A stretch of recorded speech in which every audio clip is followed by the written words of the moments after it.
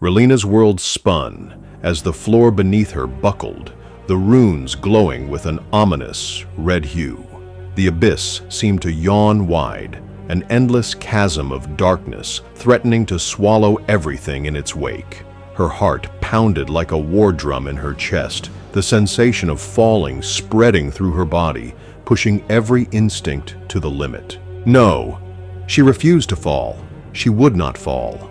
Her feet scrambled against the crumbling stone, finding purchase on a loose ledge just as the ground beneath her slipped further into the abyss. Her breath was sharp, every muscle straining as she fought to hold on, the edges of the pit now inches away from her boots. The smell of decay and rot wafted up, making her stomach churn. But there was no time for weakness. Focus. Her fingers found purchase on the rough-hewn stone, nails scraping as she hauled herself up.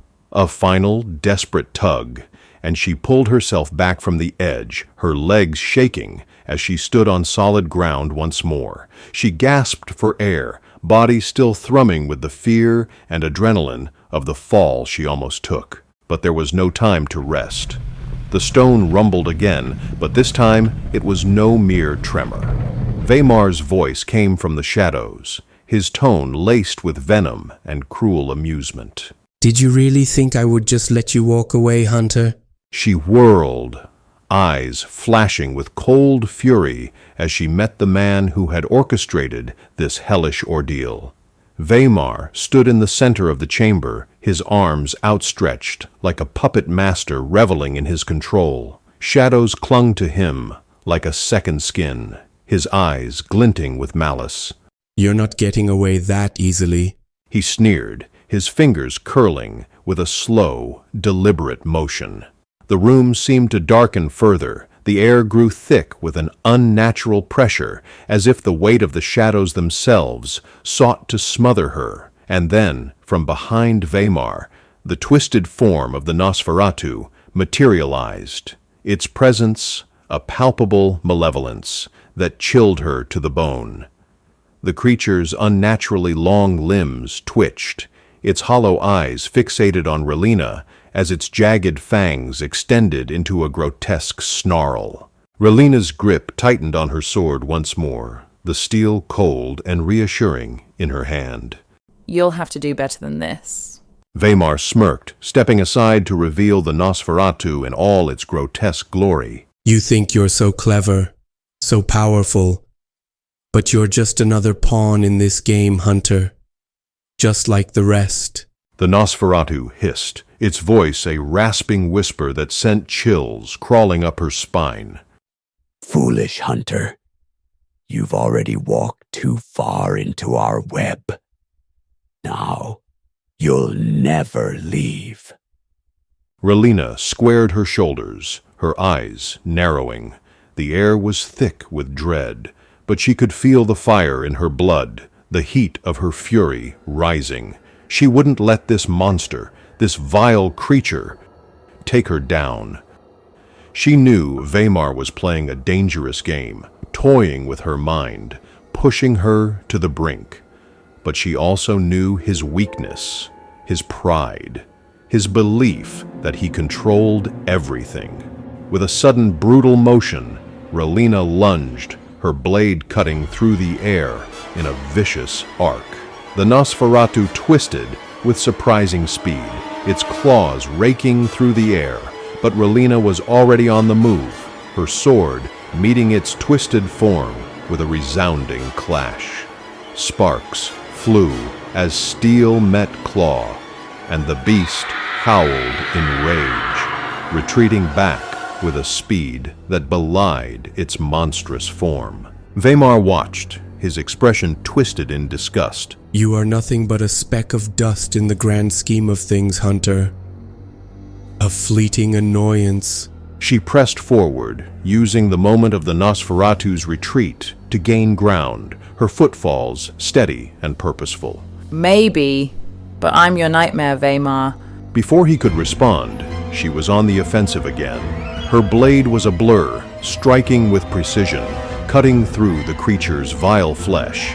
It howled again, a horrific sound that reverberated through the chamber as it staggered backward, swiping at Relina with claws extended. She ducked, sidestepping the attack and spinning to face it. In that instant, Veymar's shadowed form moved with a sickening fluidity, his hands stretching out toward her.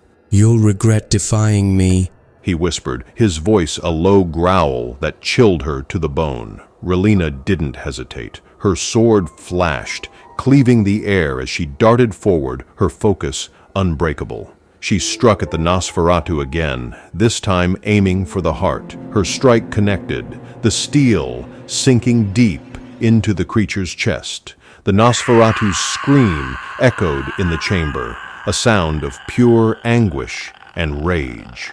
But Veymar was there in an instant, his shadowy form lashing out at her with a viciousness she couldn't anticipate.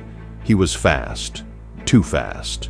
Relina barely managed to block the strike with her blade, but the force of his blow sent her stumbling backward, her feet skidding across the stone floor. Her heart hammered in her chest as she recovered, the air growing even heavier with every passing moment. Veymar's eyes burned with a terrible hunger. "You can't win, and you can't leave here alive. I can assure you of that, my dear hunter." He moved again, this time with a vicious strike aimed directly at her throat. But Relina was ready. She dodged to the side, narrowly avoiding the strike. The force of it sent a shockwave through the room, shattering the stones beneath their feet. Relina didn't hesitate. She lunged once more, her sword flashing through the air, catching Veymar across the side. His robes tore with the impact, revealing the dark, ancient flesh beneath. He snarled, a primal sound of fury. "You think this is over?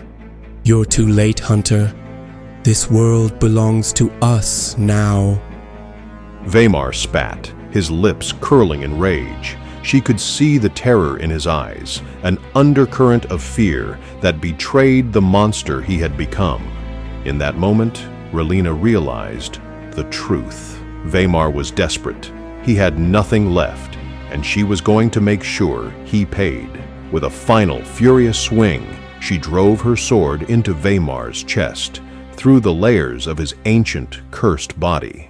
The vampire's eyes widened in disbelief, his hands faltering as he crumbled to his knees. "No," he whispered, a final breath escaping his lips. Relina stood over him, breathing heavily, her sword still buried in his chest. But there was no time for victory. She could feel the ground shifting beneath her once more, the sense of something dark stirring from below. The Nosferatu's screech reached her ears. It wasn't over. Not yet. And then, from the shadows, a new figure emerged, tall, regal, and horrifying in its presence. A figure whose eyes glowed with an unnatural light, a being of darkness who was no longer bound by the rules of the living. Relina's blood ran cold. Another enemy. The air in the chamber grew suffocating, a dense fog of dread and foreboding rolling in from the unseen depths. Relina stood frozen, her sword slick with the blood of Veymar. His body crumpled in a heap before her, but her victory was hollow. The darkness that had taken root here was far from finished. The figure before her was taller, its silhouette towering like a looming shadow against the fading glow of the runes. Its features were obscured, a monstrous shape wrapped in the remnants of ancient tattered robes. The faintest shimmer of moonlight gleamed off its pale skin, but the eerie glow in its eyes, an unearthly white light that cut through the gloom, was what commanded all attention. It was not human. No, it was something older, something far darker. Relina's grip tightened on her sword, but she didn't move. The cold dread settled in her stomach, gnawing at her resolve. She had faced many creatures, many dangers, but this was different. She could feel the weight of an ancient power radiating from the creature, and it sent a shiver down her spine. The figure's voice, low, deep, and almost a whisper, broke the silence. So you've come, at last. Who are you? The creature chuckled, a low, guttural sound that seemed to reverberate through her bones. Names mean little to those like me, but if it amuses you, I am Clythar, the one who has watched over this cursed land for centuries, the one who has seen kings rise and fall, who has seen empires crumble to dust. She didn't flinch, though every muscle in her body screamed at her to retreat. And why have you allowed all of this? The death, the suffering, the manipulation, the people you've controlled. Clythar's eyes gleamed brighter, the light in them growing colder and more intense. You presume to understand the workings of a mind such as mine. I am no mere puppet, no simple master of the shadows. I am the harbinger of a new world, the future. Relina's gaze never wavered, but a deep, gnawing question hung in the back of her mind. A new world at the cost of everything else? Clythar's lips parted into a cruel smile, revealing sharp, glistening teeth. Everything has its price, Hunter. You should know that by now, but you wouldn't understand. You're just a mortal. Before she could react, the creature's arm shot out, its fingers long and grotesque. The air around her seemed to warp, bending with a dark energy that made the stones beneath her feet tremble. Clythar's grip tightened around her chest, like a vice, lifting her off the ground. Her breath came in short, panicked bursts as she fought to break free. You don't belong here. You don't belong in this new world. Relina's eyes burned with fury as she gasped for air. Her sword, still in her hand, remained useless at her side as she was held aloft by an unseen force. I will not let you win. Win? I have already won, Hunter. You're too late. The game was over before you even arrived. Relina's chest tightened. Her thoughts scrambled for a way to break free, but the pressure building around her chest was suffocating, and her vision was beginning to blur. The grip on her heart tightened even more. Was this how it was going to end? The shadows twisted around Clythar, and for a brief moment he seemed to shimmer like a phantom from another realm. Then, with a deep inhale, he leaned closer, his foul breath cold against her ear. You were never meant to succeed. You were just a distraction, a fool who wandered into a game that was already decided. And just as quickly as the pressure came, it released. Relina collapsed to the floor, gasping for air as the world around her seemed to spin, but she could feel it, the energy in the room, pulsing like a heartbeat, and it was growing stronger with every passing moment. She forced herself to stand, her muscles aching and trembling, but she couldn't let it show. Not now. You will die like all the others. The difference is, you will never be forgotten. Relina's heart raced in her chest, her mind focusing on the situation. She needed to keep moving, to stay one step ahead. Clythar's presence was overwhelming, but she was not about to let him claim victory. Not now, not ever. Suddenly, a sound, faint but familiar, echoed through the chamber, the scraping of stone, a shifting in the shadows. It was then that Relina realized she wasn't alone. From the corner of the room, another figure emerged, a shadow slipping through the darkness, unnoticed by Clythar. It was Quimby. Relina's heart lurched with surprise and relief, but it was short-lived. Clythar's eyes flicked to the movement, and with a snap of his fingers, a dark tendril shot across the room and ensnared Quimby. The halfling's body was yanked off the ground, his eyes wide with fear as the dark force pulled him into the air, trapping him once more. No! Let him go! Relina screamed, her voice raw with desperation. Clythar turned his gaze toward her, his smirk widening into a cold, malevolent grin. Ah, yes. The little pet you've been dragging around. How quaint. Relina's eyes burned with a fury she could barely contain. I'll kill you for this. Kill me? Clythar's laughter filled the chamber, a sound that seemed to come from every direction. You see, Hunter, you and your little companion are already dead. It's just a matter of time before your bodies join the others in the pit below. Quimby's terrified gaze met hers, his voice trembling but loud enough for her to hear. Relina, you have to stop him. You can't give... Relina's body stiffened with resolve. She wouldn't let Clythar win. She wouldn't let him take Quimby. But as she turned to face the monstrous vampire lord, her heart sank. The realization hit her all at once. Quimby's capture wasn't a mistake. It wasn't just some twist of fate. Clythar had known all along. Relina took a step forward, her body tense and ready, but the ground beneath her shifted again, as if the very foundations of the manor were giving way. Her thoughts screamed for a plan, but before she could react, the shadows shifted. Relina's mind spun as darkness closed in around her.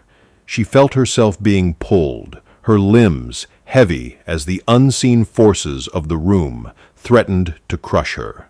Clythar's mocking laughter echoed through the shadows, mingling with the distant groans of stone and timber. A crushing weight settled over her chest, suffocating her hope, and for the briefest moment her will to fight flickered. But something inside her refused to break. With a defiant grunt, Relina pushed against the darkness, her mind rising above the dread that threatened to drown her. She had been through worse, so much worse. There was always a way out. There was always a fight left. She forced herself upright, feeling the world tilt beneath her. The room spun as she staggered forward, her vision still clouded. But she wasn't alone. She couldn't be. Quimby. She glanced toward the halfling, his small frame struggling against the dark tendrils that held him aloft. His eyes, wide with panic, flicked to hers, full of silent pleading. I'm going to kill him. Relina muttered, each word coming out like a low growl, the pain in her chest only fueling the fire inside her.